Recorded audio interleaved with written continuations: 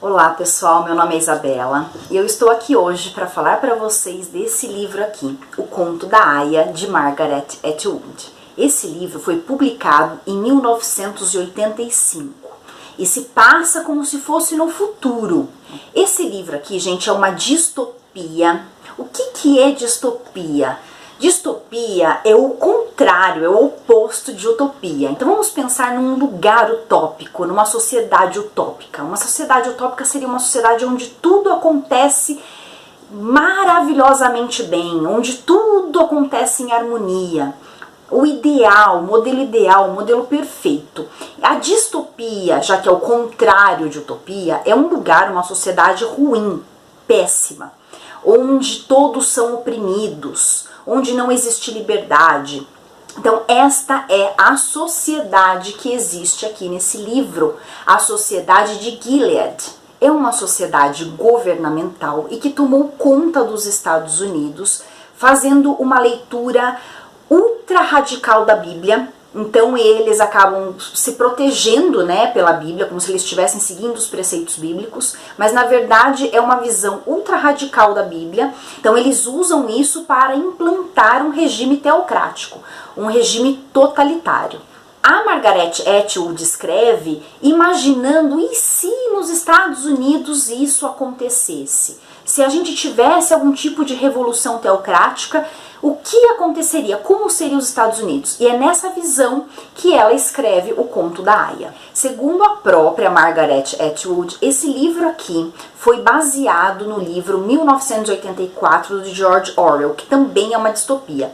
Ela queria, na verdade, escrever uma distopia que mostrasse a visão da mulher, né? Por isso que é o conto da Aya, é da mulher.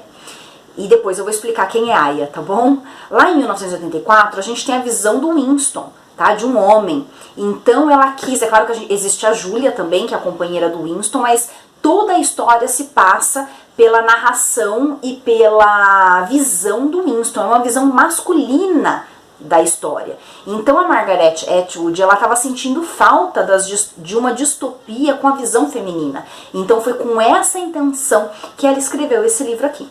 E na minha opinião, ela fez isso de forma brilhante. Por isso nós temos aqui um narrador personagem, e quem narra a história é a própria Aya.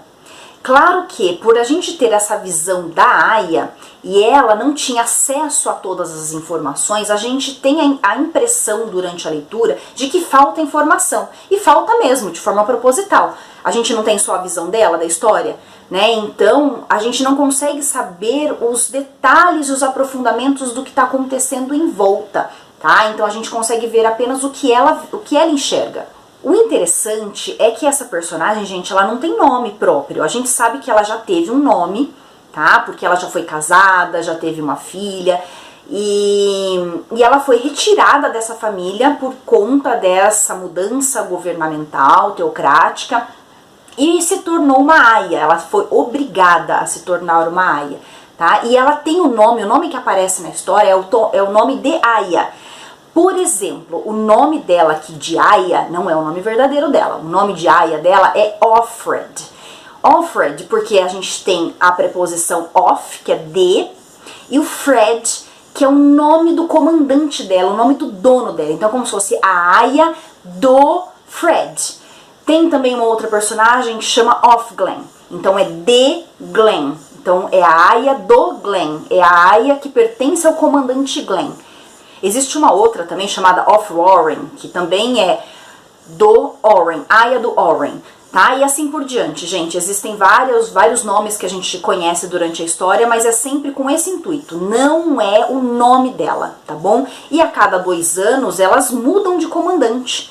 Então, se elas são obrigadas a mudar de comandante, elas acabam mudando o nome também. Então, elas não têm identidade própria. Elas são Ayas. Tá? Essas mulheres que vestem vermelho, essa túnica com essa touca horrorosa, que é uma touca que ela é grande aqui na parte da frente, como um cabresto mesmo, sabe? Para elas não conseguirem olhar para os lados. Elas só conseguem enxergar o que está na frente. Elas nem podem ficar virando a cabeça para olhar as coisas, tá? Porque tudo é proibido.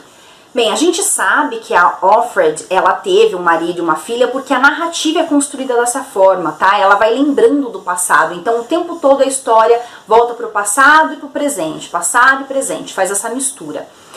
E ela acabou sendo obrigada a se tornar uma aia porque aconteceram várias epidemias, vários ataques nucleares, desastres naturais, etc., tá? Que fizeram com que a maior parte da população se tornasse infértil. Então aquelas mulheres que eram férteis, por exemplo, ela já tinha uma filha, né? Então comprovadamente ela era uma mulher fértil. Então ela era obrigada a retirada, ela como se fosse um sequestro, ela era sequestrada, retirada da família dela e ia para um campo de concentração, que era um campo de concentração onde faziam uma lavagem cerebral e preparavam essas aias para ir para os comandantes e servir os comandantes. Quando eu falo que existia infertilidade, obviamente a gente pode imaginar que existia também a infertilidade masculina, tá? E aqui a gente, durante a história, a gente tem vários indícios de que a fertilidade masculina ocorria, mas obviamente, como era um regime autoritário, totalitário, onde só os homens comandavam e as mulheres não, então eles colocavam sempre a culpa da infertilidade na mulher, tá? A mulher era sempre a culpada. E não somente as aias, tá, gente? Todas as mulheres eram oprimidas. Existiam 4 tipos de mulheres, tá? Que eram as aias, que vestiam vermelho, as martas, que vestiam verde, as esposas dos comandantes, a esposa real do comandante, que vestia azul, e a econo-esposas, que eram as esposas pobres, tá? De famílias pobres. Então essas econo-esposas, elas vestiam túnicas listradas com as 3 cores, desculpa, com o vermelho, com o verde e com o azul, porque na verdade elas eram obrigadas a exercer as 3 funções. Elas não tinham dinheiro para manter uma aia, né, para ser a escrava sexual, e nem uma marta, tá? A marta, ela era responsável pelas atividades domésticas, pelos serviços domésticos, tá? Como se fosse uma empregada. Quando eu disse que a aia era uma escrava sexual, a gente já pode imaginar, né, em questões de prazer e coisa e tal, mas o prazer, ele era algo proibido naquele regime. Então, na verdade, as aias serviam, não era para dar prazer para o comandante, elas serviam para procriar. Então, pensando na infertilidade, o comandante tinha uma esposa, né? Eu falei para vocês da esposa que vestia azul. Essa esposa, então, quando ela não conseguia dar filhos para o comandante, o que acontecia? Ela era obrigada a ter uma aia. E essa aia, então, ia ser usada para procriar e para dar o filho para o comandante e para a esposa. A aia, ela apenas era como se fosse uma barriga de aluguel, né? Então ela tinha o filho, gerava o filho e esse filho ia para a esposa e para o comandante. As aias, elas eram privadas de qualquer tipo de liberdade, tá? Elas não tinham liberdade de absolutamente nada. Inclusive, para sair de casa, elas tinham que ir acompanhadas de uma outra aia, tá? E elas nunca sabiam se a outra aia era uma espiã ou não, tá? Porque existiam aquelas que eram as espiãs. Então elas ficavam sempre sozinhas, elas não conseguiam dividir a dor da vida delas, né, esse sofrimento de privações com outra pessoa. Elas eram privadas inclusive da vaidade. Existe uma passagem aqui que ela conta que ela às vezes pegava, né, ela roubava pedacinhos de manteiga e ela usava a manteiga para esfregar no corpo para poder hidratar a pele. Olha só o cúmulo, né, porque ela não tinha acesso a absolutamente nada que levasse à vaidade. A esposa sim tinha algumas regalias, tá? A esposa do comandante. Mas também eram poucas regalias, gente. Vocês acham que para a esposa era fácil essa situação? Para a esposa era fácil você permitir que o seu marido faça sexo com uma outra mulher para ter filho, já que você não pode dar esse filho? Para a esposa era uma situação extremamente complicada também. Elas sofriam demais. Tá? Essas esposas, inclusive, muitas vezes maltratavam as aias, e é o que acontece no livro, mas é por uma questão de medo, é por uma questão da própria opressão, né? Elas se sentem diminuídas e humilhadas por elas serem obrigadas a aceitar aquela aia em casa. Tá? E durante o ato sexual, gente, a esposa fica junto. Então, o marido, ele tem o ato sexual com a aia e a esposa tá junto. tá? Ela assiste toda a cena e ela é obrigada a assistir. É claro que é uma coisa muito mecânica, tá? Ele conta bem detalhadamente no livro, é um ato que não tem prazer, tá? Que ninguém pode se mexer, ela precisa ficar imóvel o tempo todo, não, em momento nenhum ela tem prazer, ela tá ali apenas com a intenção da procriação. Então eu falei das aias, das martas e das esposas e das econo-esposas, mas existia também aquelas que não se encaixavam em nenhuma dessas 4 categorias, que eram as não mulheres. E essas mulheres eram levadas para 2 lugares. Ou elas se tornavam prostitutas, existia um lugar lá que elas eram obrigadas a se prostituir para a diversão dos comandantes.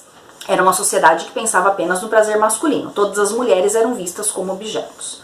Ou então elas iam para trabalhos forçados, tá? E eram trabalhos forçados, assim, extremamente cruéis, e elas acabavam morrendo nesses trabalhos. Aliás, das 2 formas, né? Elas acabavam arriscando a vida delas das 2 formas, tanto sendo prostitutas como indo para os trabalhos forçados. Essas eram as não mulheres.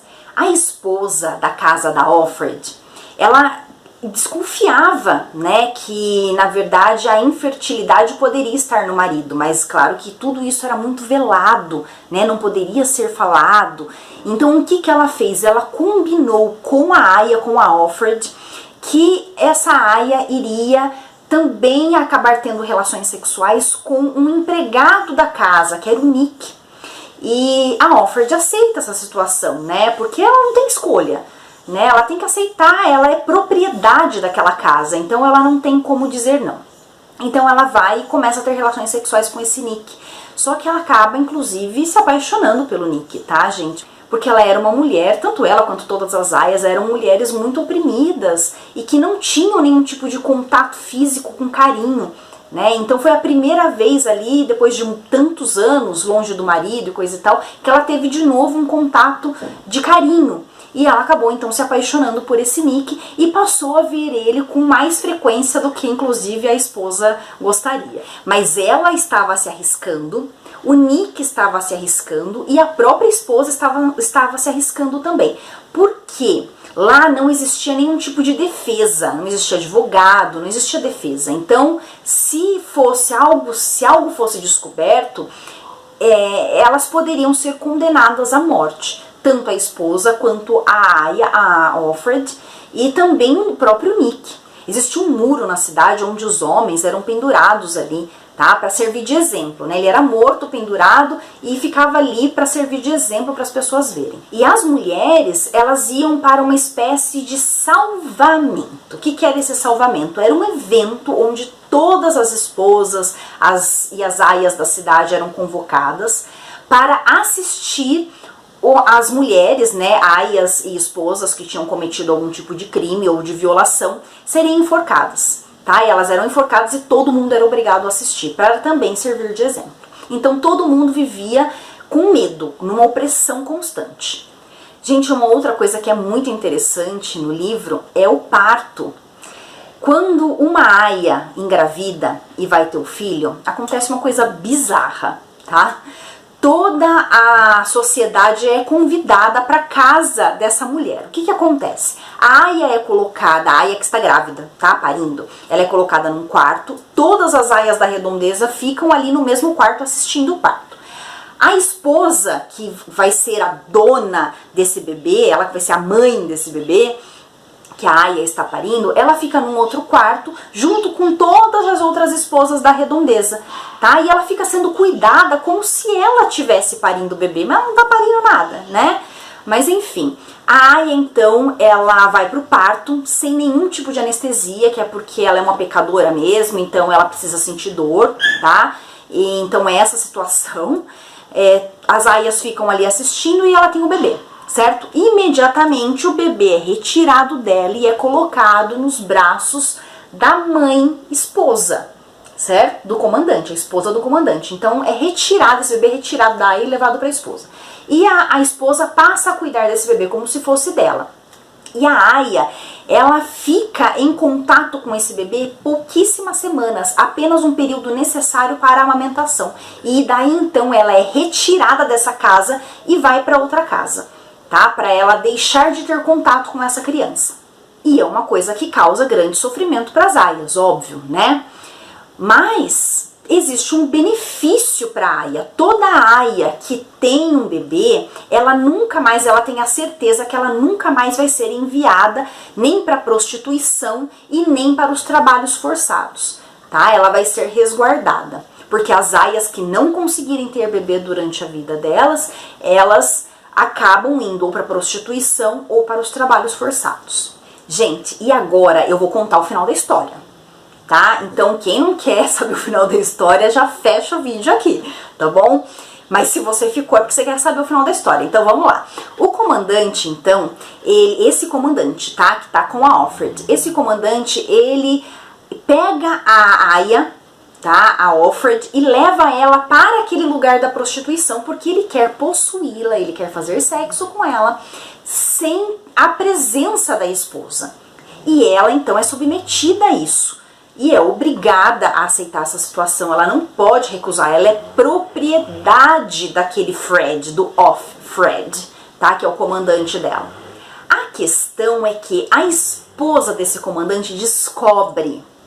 Tá, e o que essa esposa fala? Essa esposa fala assim: vai acontecer com você a mesma coisa que aconteceu com a última aia. E sabe o que tinha acontecido com a última aia? A última aia tinha se enforcado, tá? Ela se matou, se suicidou. Por quê? Porque ela sabia que ela iria, se ela não tivesse se suicidado ali, ela iria para aquele evento do salvamento. Porque a esposa iria denunciá-la e ela iria para aquele evento, onde ela iria ser enforcada na frente de todo mundo. Então, para se livrar daquela situação, ela se enforcou. Então, a esposa falou para a Offred: então vai acontecer com você a mesma coisa que aconteceu com a outra aia. E daí a gente fica naquele suspense achando que a Offred vai acabar morrendo, ou no salvamento, ou ela vai se matar. Mas daí o que acontece? O Nick, lembra do Nick, aquele que ela ficou apaixonada por ele, tal. O Nick, ele pertence a uma resistência, porque existe uma resistência, tá? É que ela não aparece, porque a sociedade ela é muito robusta, muito organizada, então a resistência não consegue fazer muita coisa. Mas o Nick pertence a essa resistência, tá? E o Nick, então, chama dois amigos também da resistência que se vestem de guardiões, como se fossem os policiais, entram na casa do comandante e falam: eu vou pegar a Offred, porque essa aia, ela cometeu um crime. E ela fica assim, sem saber o que está acontecendo, sem saber o certo ou o errado. E termina a história com o Nick falando para ela, né, fique tranquila, porque eles estão aqui para te salvar. Né? Então, mas na verdade ela sai junto com aqueles dois homens, né, sendo presa, mas ela não sabe se ela está realmente sendo salva ou se ela vai ser presa mesmo, tá? Então fica essa dúvida no ar, mas a gente entende que o Nick estava ajudando ela. E assim que o livro termina, existe uma nota lá no final do livro que fala que toda essa narrativa do livro, na verdade, foi encontrada tantos anos depois e tal, mais de um século depois, e é como se um jornalista estivesse contando essa história, tá bom? Então é isso, gente. É um livro maravilhoso, eu recomendo que vocês leiam. É um livro que ele causa alguns estranhamentos, né, e alguns sentimentos ruins, assim, porque existem cenas fortes, tá? Mas é um livro muito bom. Então é isso, gente. Muito obrigada, tchau, tchau, e até o próximo resumo.